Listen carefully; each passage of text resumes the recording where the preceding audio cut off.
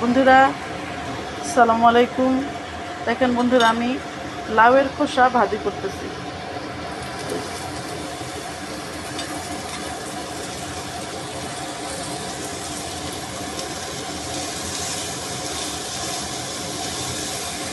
অনেক টেস্টি, অনেক মজা লাগে লাউয়ের খোসা ভাজি। আমার ছেলে মেয়ে খুব পছন্দ করে লাউয়ের খোসা ভাজি।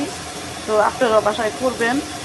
লাউয়ের খোসা ভাজার আগে তেলের মধ্যে একটু জিরা ফোড়ন দিবেন, তাহলে অনেক ভালো লাগে এবং ফ্লেভারটাও ভালো আসে, খাইতেও ভালো লাগে।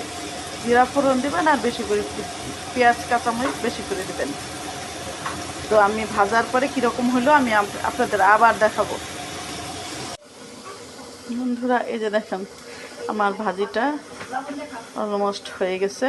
দেখেন কি সুন্দর, আমি জুম করে দেখাই কি সুন্দর। তো আপনারা এরকম করে ভাজি করে খাবেন।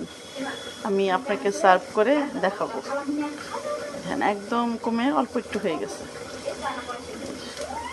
দেখেন বন্ধুরা, আমার ভাজি সার্ভ করছি।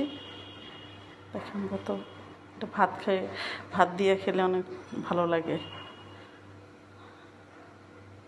দেখেন জুম করে দেখাচ্ছি, কি সুন্দর কালার হয়েছে। Thank you.